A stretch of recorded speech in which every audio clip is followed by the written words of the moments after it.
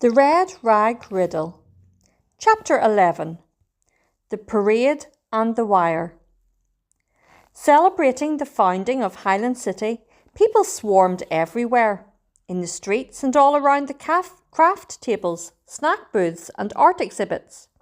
Children weaved in and out of a maze of legs, and customers gathered around the brightly decorated bake sale booth. "How much are the brownies?" a voice rang out. People were standing 3 and 4 deep on all 3 sides of the booth. "Hurry up, I'm thirsty," a little boy begged. "Let's make a couple of lines, please," Mrs. P suggested, raising her voice. "If you only want something to drink, line up over there. If you want food or food and a drink, line up here. We'll take care of you as quickly as we can." There were so many customers, the wrapped goodies were almost sold out.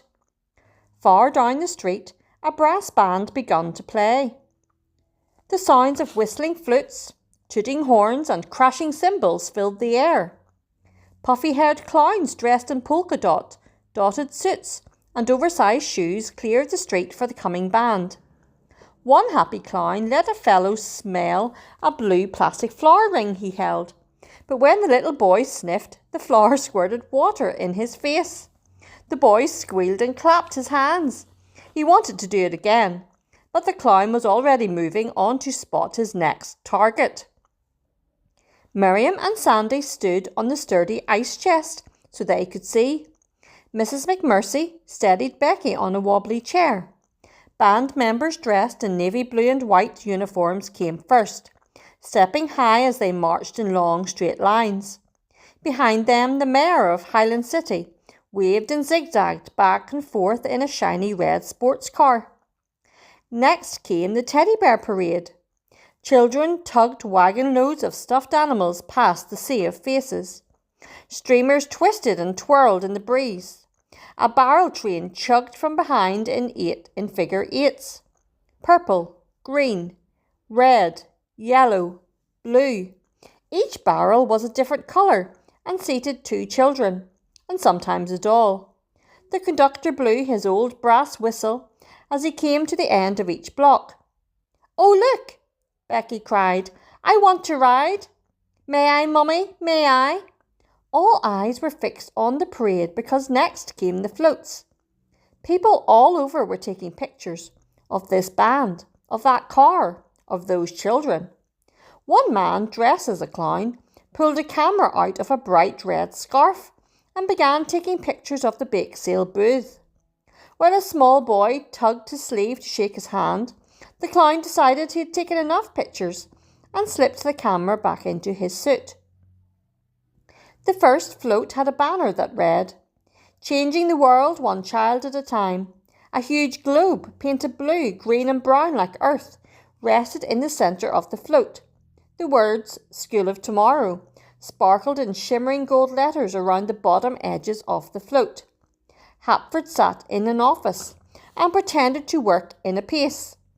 Booker sat at a circle computer and pretended to type. Circling the globe, uniformed students from Harmony and Highland schools stood shoulder to shoulder. They waved to the crowd. To the rear of the float, the colour guard marched in their perfectly pressed uniforms and white gloves. Cheers, shouts and whistles sprang from the lively crowd. 2 students jumped off the float to help at the bake sale booth. Next came the riding club. A chestnut mare shook her head as she pranced. One rosy-cheeked cowboy, on a red and green saddle blanket, circled a lasso high above his head. A woman in high lace-up boots and a long silky dress rode in an old-fashioned side saddle. Her horse's mane and tail were braided with bright blue and gold ribbons. At the end of the parade, an old farm truck overflowing with hay rambled along. Well, not just hay.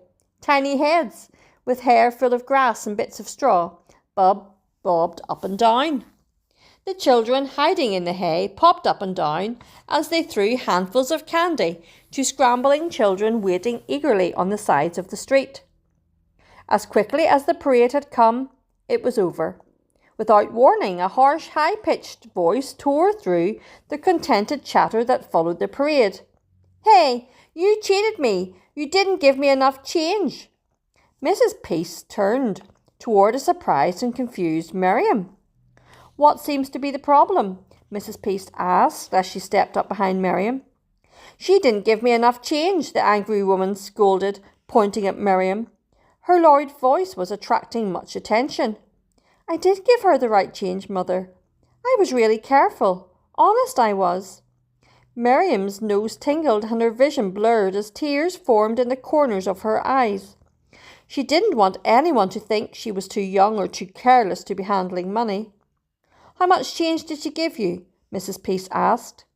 "I gave her a $10 bill to break down into ones before the parade started, but she only gave me change for a 5. I just noticed. Money doesn't grow on trees, you know." Mrs. Peace reached for the money box. It was gone. "Miriam, did you move the money box?" Mrs. Peace questioned. "I don't see it." "No, I didn't do anything with it," Miriam replied honestly. "Maybe Mrs. McMurcy knows where it is." "Mrs. McMurcy," Mrs. Peace called out. "Do you know where the money box is? I can't seem to find it." "Right under the counter," Mrs. McMurcy said. But the money box wasn't right under the counter. "I've already looked," said Mrs. Peace, with an edge of concern in her voice. She looked the customer in the eye. "I'm sure it was just a simple mistake. Here," and she reached for her purse and gave the customer $5 from her own wallet. The woman muttered as she pranced away in triumph, and Mrs. Peace sat down with Miriam, while the other girls closed up the stand. "I was very careful," Miriam said. "Honey, I believe you. I gave her the money to please God." She thought for a moment. "It's a good thing we're about to close. We can't give anyone change until we find that money box. Did you see anyone move it?" "No, ma'am. I was watching the parade. I thought you were watching the money box." Miriam's shoulders slumped further. The disappearance of the money box discouraged her even more as she thought about the hurtful words of that woman. Mrs. Peace could tell. "I don't mean to interrupt," said Mrs. McMurcy, walking up, "but we're almost ready to leave. Everything has been packed into boxes, but we haven't found the money box yet." Miriam leaned over and buried her head in her mother's arms. Mrs. Peace stroked Miriam's hair. "Let's just pray someone finds it and returns it. Somehow God will supply," Mrs. Peace said. "We will pray," said Mrs. McMurcy. "We won't worry about it. God will see that we get that money back if He wants us to have it. Thank you for your hard work, Miriam, and thank you, Mrs. Peace, for all your help." After Miriam and Mrs. Peace wished the McMurcys farewell and had a word of prayer together, they thought over the events of the day, the parade, the floats, the booth. "The money we earned to give to the Springers is gone." Miriam closed her eyes and shook her head. Who would do such a thing? Crash! Clatter! Clatter! Startled, Miriam and Mrs. Peace looked up. Something dropped to the ground across the street.